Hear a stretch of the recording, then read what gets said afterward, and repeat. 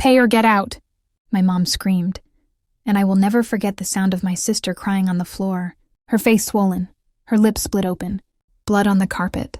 All because my stepdad said she missed rent. She's disabled. And in that moment, standing there frozen, I knew nothing in my family would ever be the same again. I still ask myself this every night. Was I wrong for what I did next? Or did I finally do what someone should have done years ago? Let me go back to the beginning, because this didn't come out of nowhere. Growing up, my life was never stable, but it wasn't always violent either. My mom raised us mostly alone after my biological dad left when I was young. It was me and my little sister against the world, or at least that's how it felt. My sister, who I'll call Emily, was born with a neurological condition that affected her mobility and speech. She could walk, but with difficulty, and stress made everything worse. As kids, I was always protective of her. If someone stared too long, I stared back harder. If someone laughed, I stood in front of her. That instinct never left me.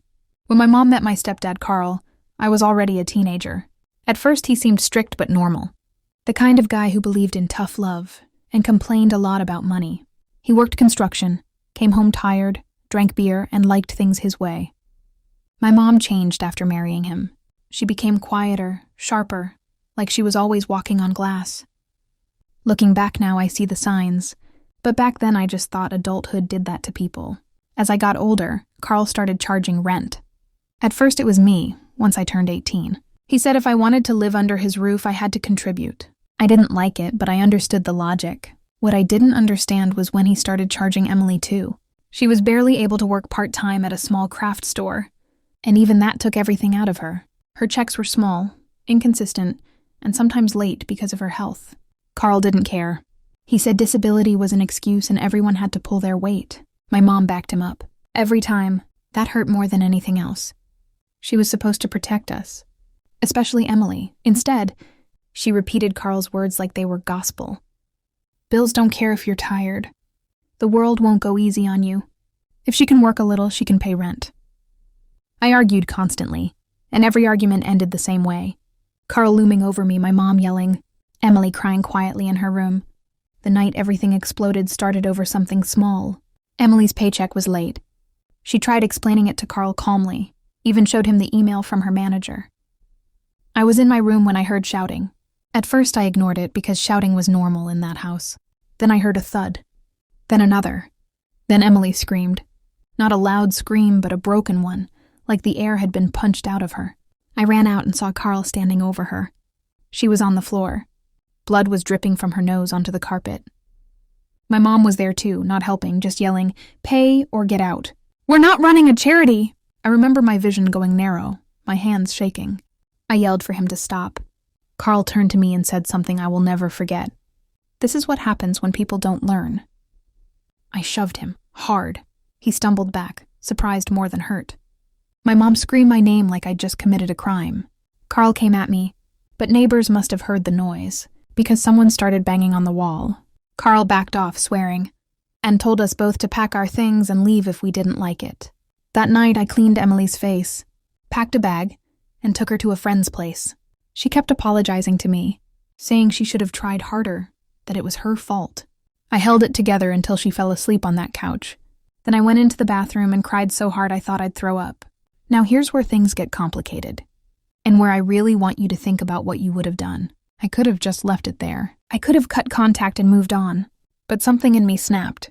Years of watching my mom choose him. Years of Emily being treated like a burden.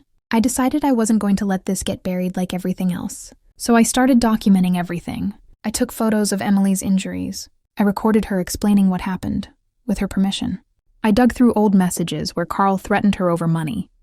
I talked to neighbors who admitted they'd heard him yelling at her before. I filed a police report. That was terrifying. Because I'd been taught my whole life that family problems stay inside the family. The police took it seriously, more seriously than I expected. Adult Protective Services got involved because of Emily's disability. My mom called me screaming, saying I'd ruined her life, that Carl could lose his job, that they might lose the house. She asked me how I could do this to her. I asked her how she could stand there while her daughter bled on the floor. She hung up on me. This is the moment I want you to pause and think. Before I tell you what happened next, comment what you would have done. Would you have reported your own stepdad? Would you have gone no contact? Or would you have tried to keep the peace to save the family? The investigation moved fast. Carl denied everything at first. Said Emily fell, said she was unstable, said I was exaggerating. But evidence is a funny thing. Once people start talking, the truth leaks out. A neighbor admitted they'd seen him grab her arm before. Another said they'd heard him say she was useless. My mom tried to back him up, but her story kept changing. In the end, Carl was arrested for assault. Watching him get handcuffed was surreal. I didn't feel triumphant. I felt hollow. My mom didn't come to court to support Emily. She sat behind Carl instead. That was the moment I stopped hoping she'd ever choose us. Emily got approved for additional disability support and housing assistance. She moved into a small, accessible apartment not far from me. The first time I helped her unpack, she smiled more than I'd seen her smile in years. She said it felt like she could breathe. As for my mom, she stopped talking to me completely. She sent one message months later saying she hoped I was happy. I didn't reply. I'm not happy, but I'm not guilty either. Carl took a plea deal and isn't allowed near Emily again. He lost his job.